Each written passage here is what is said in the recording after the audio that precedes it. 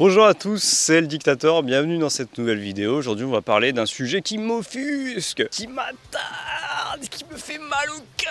Pourquoi le wokisme ou le gauchisme a ruiné le milieu du stand-up? Je vais t'énoncer 5 raisons.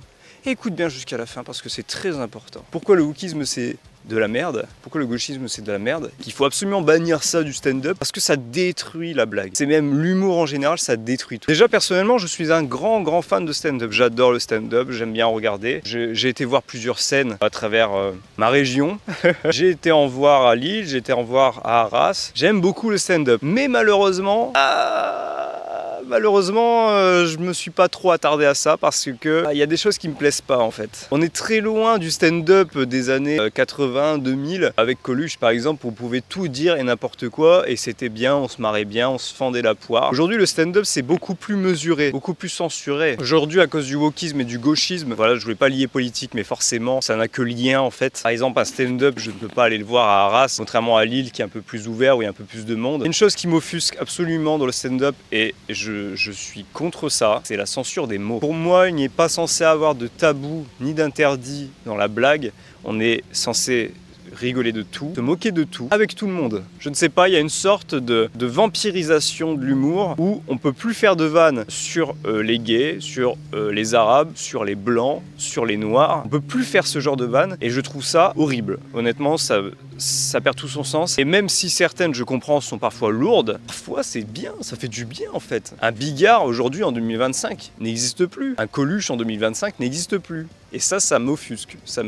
J'en ai marre, je supporte pas. Ils ont peur de l'annulation, du cancel. Ils ont peur de se faire censurer. Parce qu'en fait, tous leurs clips sont repris sur Internet. C'est-à-dire que pour se faire connaître, ils filment leurs scènes et ils republient sur Instagram, YouTube, TikTok. Le souci, c'est que parfois ils ont peur de l'annulation. Parfois ils ont peur du cancel. Imagine que tu dis un mot de travers qui froisse une certaine communauté. Et bah tu te manges une sauce magistrale. Plus personne ne va aller voir tes stand-up et t'es fini. Fin de carrière. Voilà. C'est la peur de tous les artistes stand-uppers du monde, j'ai l'impression, et c'est insupportable. J'en peux plus de ça en fait. Ils s'auto-censurent, comme nous un petit peu dans la société, on s'auto-censure, on ne dit pas certaines choses, comme certaines vidéos que je dis, comme quand je dis tout le monde sait, ne pas dire que tu ne sais pas, c'est déjà savoir. Tout le monde sait certaines choses, tout le monde en France sait certains trucs, mais comme la domination de l'État est tellement importante au-dessus de nos têtes, les médias, la publicité, Netflix, YouTube, toutes ces choses qui nous obligent à nous taire, à ne pas dire la vérité, tout le monde pense, pas dire certains termes,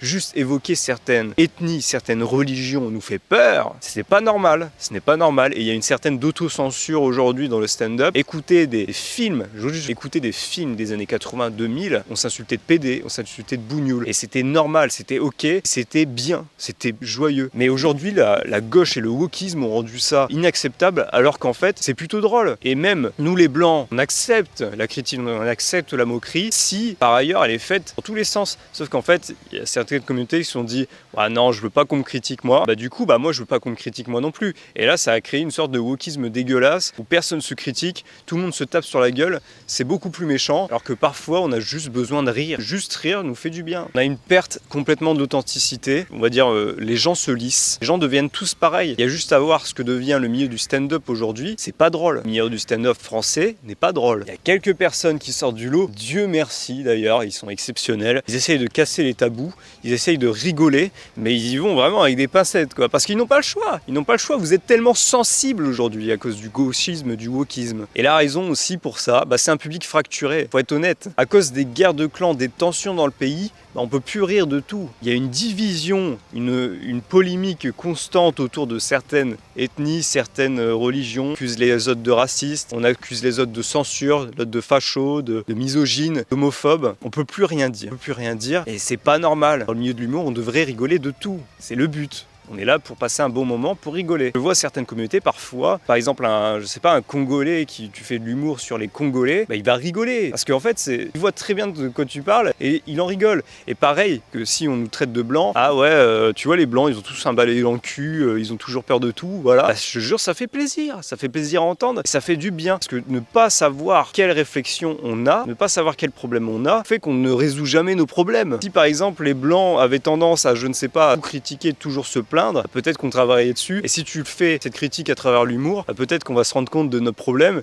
et on va se dire ah ouais, il y a raison et tout, on devrait se détendre un petit peu sur ça, j'avoue on est dur. On est obligé d'uniformiser, tout le monde est français, tout le monde vit en France. Un point c'est tout, c'est comme l'histoire du Britannique là, et puis finalement c'est un Arabe. On dit pas les termes, on dit pas c'est un Arabe qui a fait un mariage arrangé.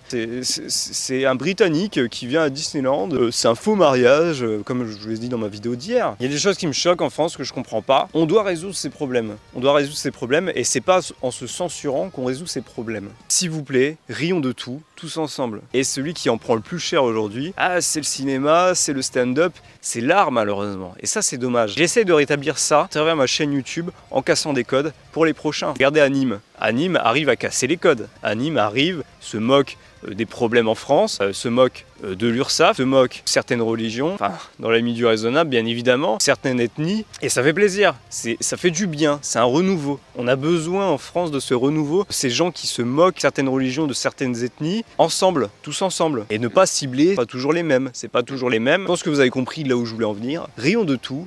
Bordel de merde, soyons humains, rions de tout, on est là pour ça, on adore ça. Quand on est un cercle très fermé de personnes, bah là ça y va, les blagues salaces, les blagues racistes, misogynes, voilà ça y va. Revenons à cette époque, bordel de merde, parce que là on rit plus, et on est dans une époque triste, on rigole plus. Je veux rire à nouveau, laissez-moi revivre cette vie, laissez-moi revivre ces films des années 80, je suis obligé de regarder les films des années 80 si je veux de l'humour normal. Dingue ça, tellement tout est censuré aujourd'hui, on peut plus rire, c'est dommage. Merci d'avoir regardé cette vidéo, abonne-toi, like, commente, c'était le Dictateur, on se retrouve demain, ciao.